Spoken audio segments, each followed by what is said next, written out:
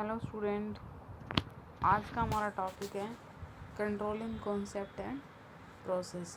देखिए, controlling concept and process का मतलब कंट्रोलिंग पढ़ेंगे हम। देखिए, कंट्रोलिंग क्या होता है? कंट्रोलिंग आपके मैनेजमेंट का लास्ट फंक्शन होता है। मैनेजमेंट के जो हमारे फंक्शन है, प्लानिंग, ऑर्गेनाइजिंग, डायरेक्टिंग, ठीक है, तो कंट्रोलिंग हमारा लास्ट फंक्शन है। तो कंट्रोलिंग का मतलब क्या होता है?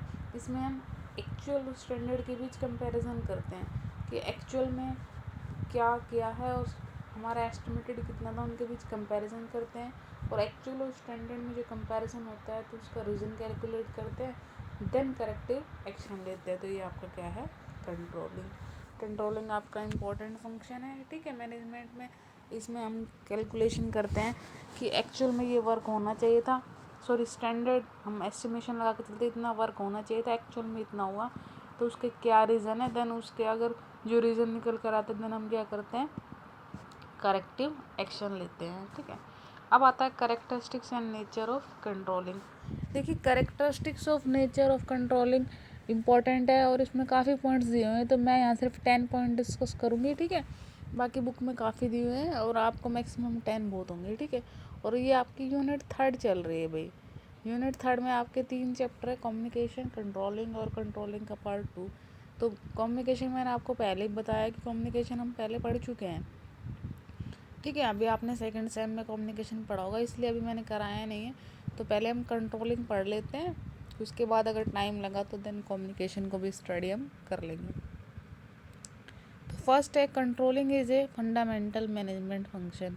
जो कंट्रोलिंग है आपका वो फंडामेंटल फंक्शन है मैनेजमेंट का। मैनेजमेंट के काफ़ी फंक्शन होते हैं, प्लानिंग, ऑर्गेनाइजिंग, डायरेक्टिंग, तो कंट्रोलिंग उसका फंडामेंटल फंक्शन है, ठीक है। कंट्रोलिंग में आप सभी को पता है एक्चुअल और एस्टिमेटेड में कंपैरिजन किया जाता है, देन करेक्टिव एक्शन लिया जाता है, इसलिए इसको हम फंडामेंटल फंक्शन बोलते हैं। इसेंशियल फंक्शन है, इसेंशियल का मतलब इम्पोर्टेंट फंक्शन है। इम्पोर्टेंट का मतलब जैसे कि आपको पता है कि आप प्लानिंग करते हैं, ऑर्गेनाइजिंग करते हैं, स्टाफिंग करते हैं, ठीक है, डायरेक्टिंग करते हैं, तो जो आपका सब कुछ किस पर डिपेंड होता है? कंट्रोलिंग पर। अगर हम कंट्रोलिंग नहीं करेंगे तो ये सारे फंक्शन हमारे वेस्ट हैं, क्योंकि कंट्रोलिंग में हम वही बात आती है मीनिंग वाली, एक्चुअल और एस्टिमेटेड का कंपैरिजन करते हैं, ठीक है। Then controlling is a continuous process. ये तो आपको पता है, जो कंट्रोलिंग है वो कंटिन्यू चलती रहती है। ऐसा नहीं है कि एक बार आपने कंपैरिजन कर लिए, करेक्टिव एक्शन ले लिया, देन कंप्लीट, ऐसा नहीं है, देन अगेन आपको करना होगा। Controlling is both beginning and the end of process of management. Controlling beginning भी है और एंड भी है। एंड तो है क्योंकि मैनेजमेंट का लास्ट फंक्शन है। बिगिनिंग कैसे है? कंट्रोलिंग में वही एक्चुअल और स्टैंडर्ड का कंपैरिजन होता है, तो उसके लिए हमें क्या करनी होती है? प्लानिंग, और प्लानिंग हमारा मैनेजमेंट का फर्स्ट फंक्शन है, ठीक है। Controlling is not necessary looking back, it is looking forward. इसमें कहा गया है कि कंट्रोलिंग ज़रूरी नहीं है कि बैक को देखता है, ये फ्यूचर को भी देखता है।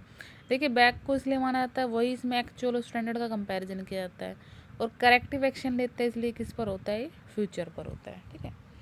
कंट्रोलिंग रिलेटेड टू रिजल्ट, ये तो आपको पता है कंट्रोलिंग किस पे फोकस किया जाता है? रिजल्ट पर। Action is the intentions of controlling. Controlling में जो इम्पोर्टेंट है वो क्या है? एक्शन, क्योंकि कंपैरिजन करने के बाद मेन हमें क्या लेने होते हैं? एक्शन, इसलिए एक्शन आपका इम्पोर्टेंट है। Then next, key to controlling in lie in delegation. जो आपका कंट्रोलिंग है वो डेलीगेशन का भी पार्ट माना जाता है, यानी डेलीगेशन भी इम्पोर्टेंट पार्ट होता है, क्योंकि डेलीगेशन का मतलब होता है अथॉरिटी देना। और अथॉरिटी हम कब दे सकते हैं? अथॉरिटी तभी देंगे जब हम उन पर कंट्रोल करेंगे, हम अपने सबऑर्डिनेट वगैरह पर कंट्रोल करेंगे, तभी उनको अथॉरिटी प्रोवाइड करेंगे। तो इट मीन्स उसके लिए भी हमें किसकी रिक्वायरमेंट होती है? कंट्रोलिंग की। सिंपल है, कुछ भी नहीं है। Controlling has both positive and negative approach. Controlling को पॉजिटिव भी माना जाता है और नेगेटिव भी। पॉजिटिव इसलिए माना जाता है क्योंकि ये रिसोर्सेज को मैनेज करता है, देखता है। कंट्रोलिंग का मतलब ये है कि क्या क्या रिसोर्सेज यूज हुए हैं, रिसोर्सेज का प्रॉपर यूटिलाइजेशन हुआ है नहीं। नेगेटिव इसलिए माना जाता है कि ये भी चेकआउट करता है कि यहाँ वेस्टेज तो नहीं किए, जो रिसोर्सेज वगैरह है वो ज़्यादा वेस्ट तो नहीं हुए हैं। Controlling is an efficiency improvement concept. ये एफिशिएंसी इम्प्रूव करता है। एफिशिएंसी कैसे इम्प्रूव करते हैं? जब हम कंपैरिजन कर रहे हैं तो हम ये भी चेकआउट कर रहे हैं कि एक्चुअल और स्टैंडर्ड में इतना डिफरेंस क्यों है, ठीक है। तो डिफरेंस के कारण हम क्या करते हैं? एक्शन लेते हैं, और एक्शन से हमारे में एफिशिएंसी में क्या होता है? इम्प्रूवमेंट होता है, ठीक है। तो ये है आपकी इम्पोर्टेंस या इम्पोर्टेंस तो नहीं, कैरेक्टरिस्टिक बोल सकते हैं। बाकी आपको पता ही है कि जो हमारी कैरेक्टरिस्टिक्स होती हैं वहीं हमारी इम्पोर्टेंस भी होती है। ठीक है, यहाँ इन्होंने ऑब्जेक्टिव और नीड बताई है कंट्रोलिंग की। वैसे तो मैं अभी तक आपको बार बार ही बताती हूँ कि ऑब्जेक्टिव और नीड लगभग सेम चलती है, कुछ जगह पर पॉइंट्स अलग डाल देते हैं, बाकी अगर सेम भी हो तो कोई दिक्कत नहीं है। तो यहाँ पे कुछ डिफरेंट पॉइंट हैं, उनको हम स्टडी कर लेते हैं। ठीक है, बाकी आप इम्पोर्टेंस, ऑब्जेक्टिव, कैरेक्टरिस्टिक्स, नेचर सभी को मैच कर सकते हैं, कोई प्रॉब्लम नहीं होगी। ऑब्जेक्टिव और नीड ऑफ कंट्रोलिंग, कंट्रोलिंग के क्या ऑब्जेक्टिव है और क्या नीड है। सबसे पहले to evaluate the work progress है, तो आपको पता ही है ये वर्क, इसका ऑब्जेक्टिव क्या है, वर्क प्रोग्रेस को इवेलुएट करना, क्योंकि इसमें एक्चुअल और स्टैंडर्ड में कंपैरिजन क्या आता है। टू अप्लाई करेक्टिव मेजर, ये भी आपको पता ही है, आपके इसके मीनिंग से पढ़कर आए हो तो ये भी इसका ऑब्जेक्टिव होगा। To gain maximum cooperation of human resources, ये भी मैंने अभी बताया कि ये ह्यूमन रिसोर्सेज को चेकआउट करता है कि रिसोर्सेज का प्रॉपर तरीके से यूटिलाइजेशन हुआ है या नहीं, तभी तो ये एक्चुअल और स्टैंडर्ड में कंपैरिजन करता है। To maximise the utilisation of material and machine, वही बात आ गई।